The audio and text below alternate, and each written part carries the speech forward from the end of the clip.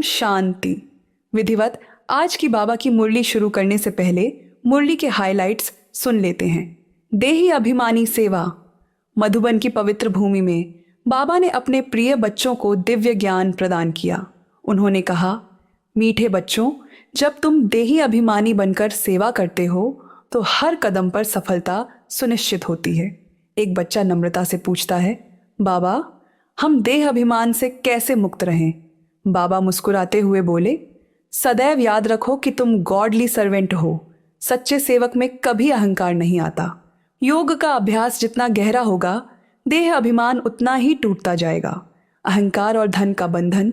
बाबा ने 2 पात्रों की कहानी सुनाई, एक अमीर साहूकार और एक साधारण गरीब। साहूकार धन और मान सम्मान के अभिमान से घिरे हुए ज्ञान की गहराई को नहीं समझ सका। बाबा ने समझाया, धन और स्थिति में बंधे देह अभिमानी लोग उच्च सत्य को समझने में असमर्थ होते हैं। यह भी एक प्रकार का दंड है। इसके विपरीत गरीब और सरल हृदय वाले इसे आसानी से समझ लेते हैं और अपने भाग्य को बदलते हैं। गॉडली सेवकों की भूमिका। स्वर्ग की स्थापना। बाबा ने भविष्य का चित्रण करते हुए कहा, बच्चों, तुम गॉडली सेवक हो जिन्हें पृथ्वी पर स्वर्ग सतयुग लाना है। प्राचीन राजयोग के माध्यम से भारत को स्वर्ग में बदलना है। यह ज्ञान दूर दूर तक फैलेगा और एक दिन सरकारी भवनों और विदेशी भूमि में भी इसकी गूंज होगी। बाबा ने चेतावनी दी, यह यात्रा कठिन है। यहाँ तक कि सबसे योग्य बच्चे भी यदि अहंकार में आ गए तो गिर सकते हैं। सदैव याद रखो, तुम केवल ईश्वर के उपकरण हो, अज्ञानता की बेड़ियां तोड़ना। बाबा ने समझाया कि यह ज्ञान दुनिया को बदलने का माध्यम है। बच्चों, यह दुनिया अज्ञानता और विकारों से बंधी हुई है। परिश्रम और दृढ़ता के साथ एक दिन ऐसा आएगा जब सरकारी भवनों में भी यह म्यूजियम लगेगा। उन्होंने आगे कहा, समझाने वाले को दृढ़ और सहनशील होना चाहिए, क्योंकि तमोप्रधान बुद्धि को बदलने में समय लगता है। योग और आत्म साक्षात्कार का महत्व। बाबा ने आत्मा की यात्रा को एक बैटरी के रूप में समझाया। बच्चों, पिता से योग द्वारा जुड़ो और अपनी आत्मा की बैटरी को चार्ज करो। गरीब इस कार्य में सफल होते हैं क्योंकि वे अहंकार से मुक्त होते हैं। ज्ञान और योग दोनों का संतुलन आवश्यक है। यही तलवार ज्ञान को धारदार बनाता है। ड्रामा का नियम, स्वीकृति और संतुलन। बाबा ने बच्चों को जीवन के पूर्व निर्धारित ड्रामा की सुंदरता समझाई। यह सृष्टि का महान नाटक है जिसमें कोई गलती नहीं होती। हर घटना बिल्कुल सटीक है और 5000 वर्षों के बाद दोबारा वैसे ही घटेगी। इसे समझकर चलने से कभी क्रोध नहीं आएगा। पूर्णता का मार्ग, गुण और स्थिरता। बाबा ने बच्चों से कहा, अपनी चलन ऐसी बनाओ कि उसमें देवताओं का पवित्र चरित्र झलके। क्रोध और अहंकार को अपने जीवन में स्थान मत दो। कठिनाइयों में भी संतुलन और धैर्य बनाए रखो। यही तुम्हें पूर्णता के मार्ग पर ले जाएगा। ईश्वरीय प्रेम और परिवार का उपहार। बाबा ने अंत में बच्चों को याद दिलाया, मीठे बच्चों, अब तुम ईश्वरीय परिवार का हिस्सा हो। परमात्मा स्वयं तुम्हें पढ़ा रहे हैं और अपने असीम प्रेम से तुम्हें देवता बना रहे हैं। आधा कल्प पहले तुम पूज्य थे, अब फिर से वही बन रहे हो। इस अद्भुत परिवर्तन की खुशी में रहो। वरदान और स्लोगन। बाबा ने वरदान दिया, तूफान को तोहफा गिफ्ट समझो और सहजता से पार करते हुए संपूर्ण और संपन्न बनो। साथ ही उन्होंने स्लोगन दिया, अलबेलेपन को समाप्त करने के लिए स्वचिंतन करते हुए स्वयं की चेकिंग करो। यह कहानी बाबा के बच्चों को प्रेरित करती है कि वे देही अभिमानी बनकर आत्मा की शक्ति को पहचानें और अपने ईश्वरीय कर्तव्यों को नम्रता और विश्वास के साथ निभाएं। अब विधिवत आज की बाबा की डिटेल मुरली सुनते हैं। ओम शांति। आज 23 नवंबर 2024 बाबा के महावाक्य है, मीठे बच्चे, देही अभिमानी बनकर सर्विस करो तो हर कदम में सफलता मिलती रहेगी। प्रश्न है, किस स्मृति में रहो तो देह अभिमान नहीं आएगा? उत्तर है, सदा स्मृति रहे कि हम गॉडली सर्वेंट हैं। सर्वेंट को कभी भी देह अभिमान नहीं आ सकता। जितना जितना योग में रहेंगे उतना देह अभिमान टूटता जाएगा। दूसरा प्रश्न है, देह अभिमानियों को ड्रामा अनुसार कौन सा दंड मिल जाता है? उत्तर है, उनकी बुद्धि में यह ज्ञान बैठता ही नहीं है। साहूकार लोगों में धन के कारण देह अभिमान रहता है, इसलिए वह इस ज्ञान को समझ नहीं सकते। यह भी दंड मिल जाता है।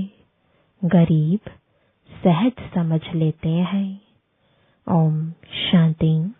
रूहानी बाप ब्रह्मा द्वारा राय दे रहे हैं। याद करो तो यह बनेंगे। सतु प्रधान बन अपने पैराडाइज राज्य में प्रवेश करेंगे। यह सिर्फ तुमको नहीं कहते हैं, परंतु यह आवाज तो सारे भारत बल्कि विलायत में भी जाएगा। सबके पास बहुतों को साक्षात्कार भी होगा। किसका साक्षात्कार होना चाहिए? वह भी बुद्धि से काम लेना चाहिए।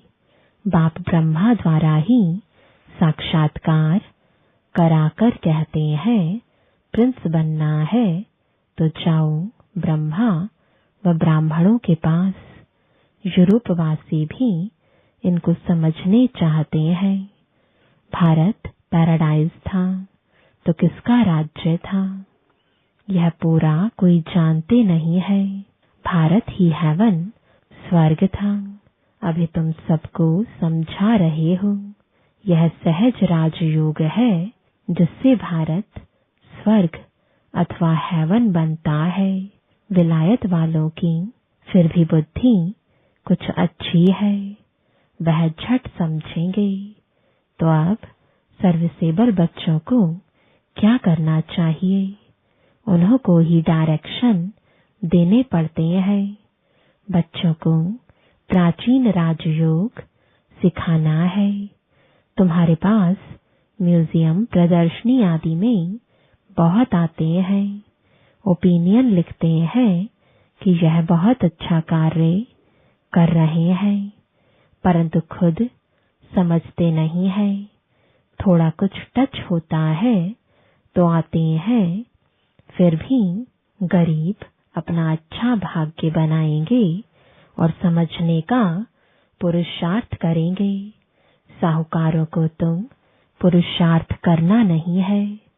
देह अभिमान बहुत है ना।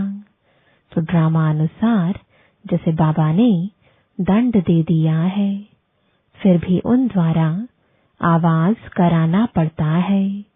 विलायत वाले तो यह नॉलेज चाहते हैं, सुनकर बहुत खुश हो जाएं।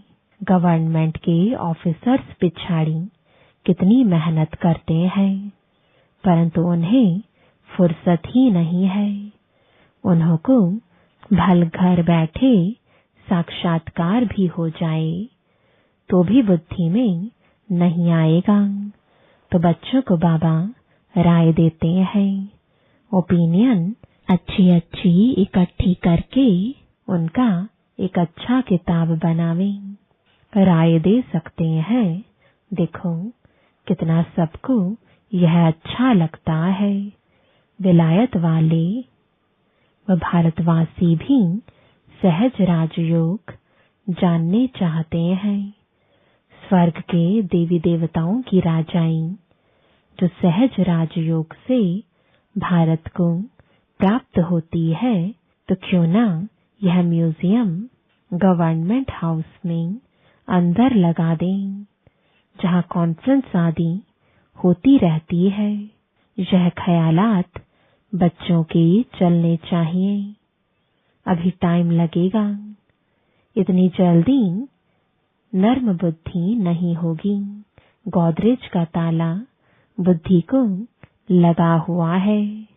अभी आवाज निकले तो रेवोल्यूशन हो जाए। हाँ, होना जरूर है। बोलो गवर्नमेंट हाउस में भी म्यूजियम हो तो बहुत फॉरेनर्स भी आकर देखें। विजय तो बच्चों की जरूर होनी है। तो ख्यालात चलने चाहिए। देही अभिमानी को ही ऐसे ऐसे ख्याल आएंगे कि क्या करना चाहिए, जो बेचारों को मालूम पड़े और बाप से वर्षा लेवें। हम लिखते भी हैं बिगर कोई खर्चा, तो अच्छे अच्छे जो बच्चे आते हैं राय देते हैं।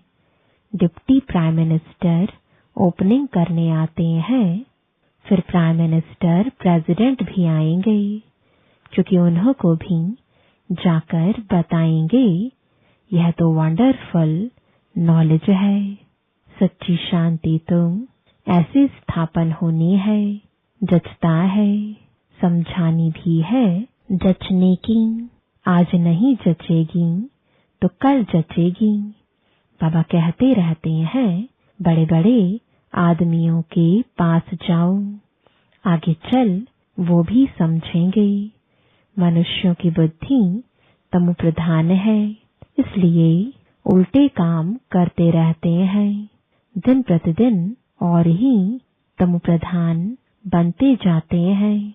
तुम समझाने की कोशिश करते हो कि यह विकारी धंधा बंद करो, अपनी उन्नति करो।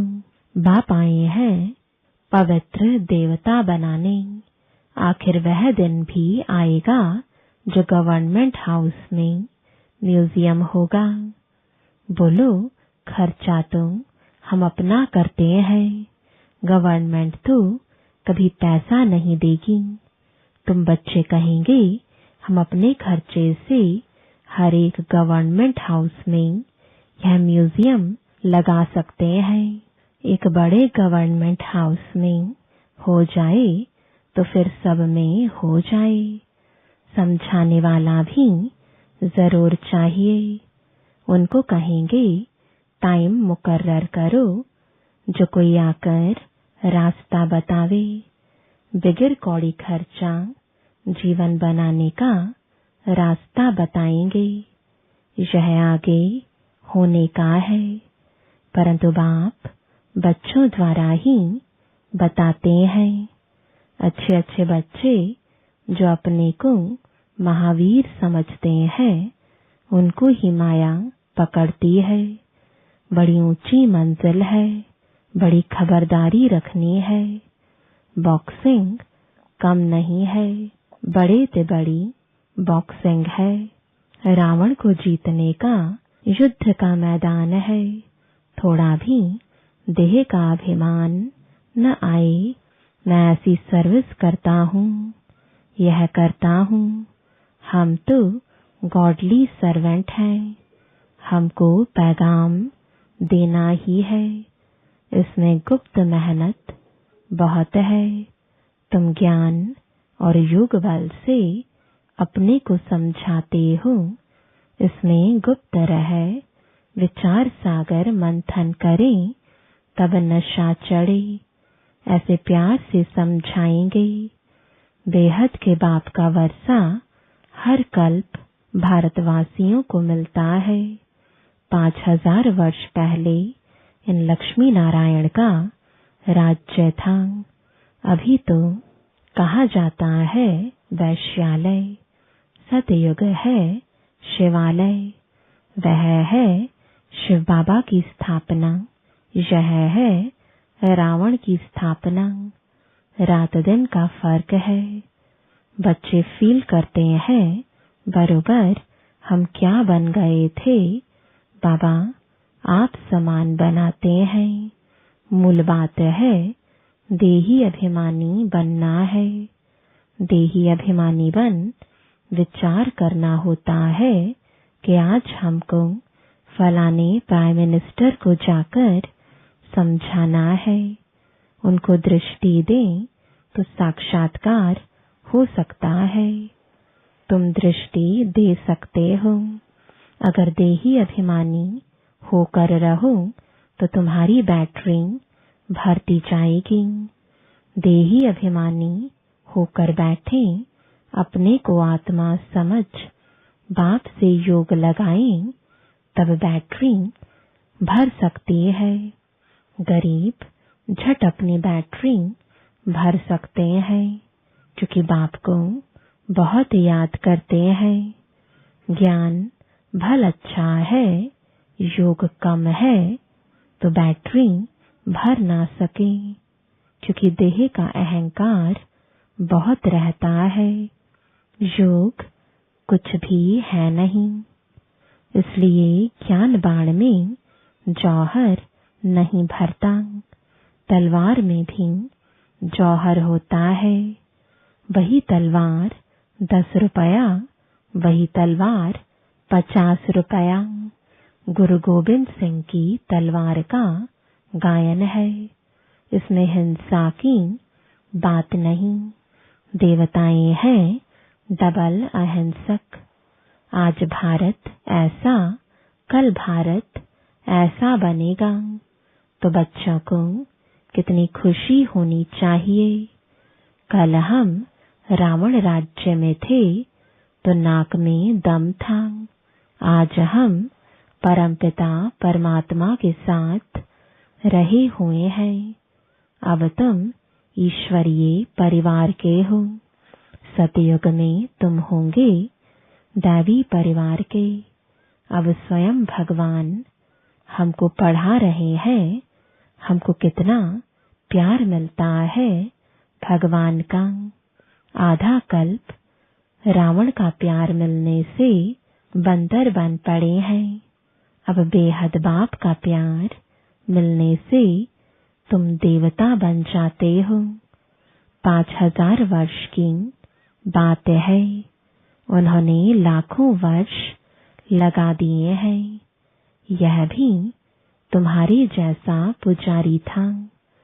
सबसे लास्ट नंबर झाड़ में खड़ा है। सतयुग में तुमको कितना अथाह धन था। फिर जो मंदिर बनाए उनमें भी इतना अथाह धन था, जिसको आकर लूटा। मंदिर तो और भी होंगे, प्रजा के भी मंदिर होंगे। प्रजा तो और ही साहूकार होती है। प्रजा से राजे लोग कर्जा उठाते हैं। यह बहुत गंदी दुनिया है। सबसे गंदा मुल्क है कलकत्ता। इनको चेंज करने की तुम बच्चों को मेहनत करनी है। जो करेगा सो पाएगा। देह अभिमान आया और गिरा। मनमना भव का अर्थ नहीं समझते, सिर्फ श्लोक कंठ कर लेते हैं। ज्ञान तो उनमें हो ना सके, सिवाय तुम ब्राह्मणों के। कोई मठ पंथ वाला देवता बन ना सके। प्रजापिता ब्रह्मा कुमार कुमारियां ब्राह्मण बनने बगैर देवता कैसे बन सकेंगे। जो कल्प पहले बने हैं वही बनेंगे। टाइम लगता है। झाड़ बड़ा हो गया तो फिर वृद्धि को पाता जाएगा। चीटी मार्ग से विहंग मार्ग होगा। बाप समझाते हैं, मीठे बच्चों बाप को याद करो, स्वदर्शन चक्र फिराओ। तुम्हारी बुद्धि में सारा 84 का चक्र है। तुम ब्राह्मण ही फिर देवता और क्षत्रिय घराने के बनते हो। सूर्यवंशी चंद्रवंशी का भी अर्थ कोई नहीं समझते हैं। मेहनत करके समझाया जाता है, फिर भी नहीं समझते हैं तो समझा जाता है अभी समय नहीं है। फिर भी आते हैं, समझते हैं ब्रह्मा कुमारियों का बाहर में नाम ऐसा है। अंदर जाकर देखते हैं तो कहते हैं यह बहुत अच्छा काम कर रहे हैं। यह तो मनुष्य मात्र के कैरेक्टर सुधारते हैं। देवताओं का कैरेक्टर देखो कैसा है, संपूर्ण निर्विकारी। बाप कहते हैं काम महाशत्रु है। इन 5 भूतों के कारण ही तुम्हारा कैरेक्टर बिगड़ा हुआ है। जिस समय समझाते हैं उस समय अच्छा बनते हैं। बाहर जाने से सब कुछ भूल जाता है। तब कहते हैं 100 करे श्रृंगार। यह बाबा गाली नहीं देते, समझाते हैं। दैवी चलन रखो, क्रोध में आकर भौंकते क्यों हो। स्वर्ग में क्रोध होता नहीं।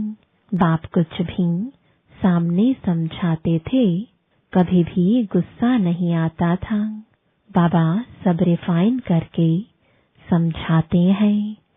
ड्रामा कायदे अनुसार चलता रहता है। ड्रामा में कोई भूल नहीं है। अनादि अविनाशी बना हुआ है। जो एक्ट अच्छी चलती है फिर 5000 वर्ष के बाद होगी। कई कहते हैं यह पहाड़ी टूटी फिर कैसे बनेगी।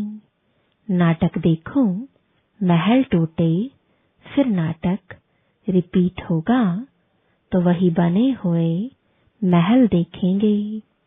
यह हूबहू रिपीट होता रहता है। समझने की भी ब्रेन चाहिए। कोई की बुद्धि में बैठना बड़ा मुश्किल होता है। वर्ल्ड की हिस्ट्री ज्योग्राफी है ना। राम राज्य में इन देवी देवताओं का राज्य था। उन्हों की पूजा होती थी। बाप ने समझाया है तुम ही पूज्य और तुम ही पुजारी बनते हो। हम सो का अर्थ भी बच्चों को समझाया है। हम सो देवता, हम सो क्षत्रिय। बात जो ली है ना, इनको अच्छी तरह समझाना है और समझाने की कोशिश करनी है। बाबा ऐसे नहीं कहते धंधा छोड़ो, नहीं, सिर्फ सतो प्रधान बनना है। हिस्ट्री ज्योग्राफी का राज समझकर समझाओ। मूल बात है मनमना भव। अपने को आत्मा समझ बाप को याद करो तो सतो प्रधान बनेंगे। याद की यात्रा है नंबर 1। बाप कहते हैं मैं सब बच्चों को साथ ले जाऊंगा। सतयुग में कितने थोड़े मनुष्य हैं, कलयुग में इतने ढेर मनुष्य हैं। कौन सबको वापस ले जाएगा। इतने सारे जंगल की सफाई किसने की। बागवान खिवैया बाप को ही कहते हैं। वही दुख से छुड़ाकर उस पार ले जाते हैं। पढ़ाई कितनी मीठी लगती है, क्योंकि knowledge is source of income. तुमको कारोन का खजाना मिलता है। भक्ति में कुछ नहीं मिलता। यहाँ पाँव पड़ने की बात नहीं, वह तो गुरु के आगे सो जाते हैं। इससे बाप छुड़ाते हैं। ऐसे बाप को याद करना चाहिए। वह हमारा बाप है, यह समझ लिया है ना। बाबा से वर्षा जरूर मिलता है, वह खुशी रहती है। लिखते हैं हम साहूकार के पास गए तो लज्जा आती थी, हम गरीब हैं। बाबा कहते हैं गरीब हो और ही अच्छा। साहूकार होते तो यहाँ आते ही नहीं। अच्छा, मीठे मीठे सिकिलदे बच्चों प्रति माता पिता बाप दादा का याद प्यार और गुड मॉर्निंग। रूहानी बाप की रूहानी बच्चों को नमस्ते। रूहानी बच्चों की रूहानी बाप दादा को गुड मॉर्निंग और नमस्ते। धारणा के लिए मुख्य सार है। पहला, सदा इसी खुशी व नशे में रहना है कि अभी हम ईश्वरीय परिवार के हैं। स्वयं भगवान हमें पढ़ा रहे हैं। उनका प्यार हमें मिल रहा है, जिस प्यार से हम देवता बनेंगे। दूसरा, इस बने बनाए ड्रामा को एक्यूरेट समझना है। इसमें कोई भूल हो नहीं सकती। जो एक्ट हुई फिर रिपीट होगी। इस बात को अच्छे दिमाग से समझ कर चलो तो कभी गुस्सा नहीं आएगा। वरदान है, तूफान को तोहफा यानी गिफ्ट समझ सहज क्रॉस करने वाले संपूर्ण और संपन्न भव। जब सभी का लक्ष्य संपूर्ण और संपन्न बनने का है तो छोटी छोटी बातों में घबराओ नहीं। मूर्ति बन रहे हो तो कुछ हैमर तो लगेंगे ही। जो जितना आगे होता है उसको तूफान भी सबसे ज्यादा क्रॉस करने होते हैं, लेकिन वो तूफान उन्हों को तूफान नहीं लगता, तोहफा लगता है। यह तूफान भी अनुभवी बनने की गिफ्ट बन जाते हैं। इसलिए विघ्नों को वेलकम करो और अनुभवी बनते आगे बढ़ते चलो। स्लोगन है, अलबेलेपन को समाप्त करना है तो स्वचिंतन में रहते हुए स्व की चेकिंग करो। ओम शांति।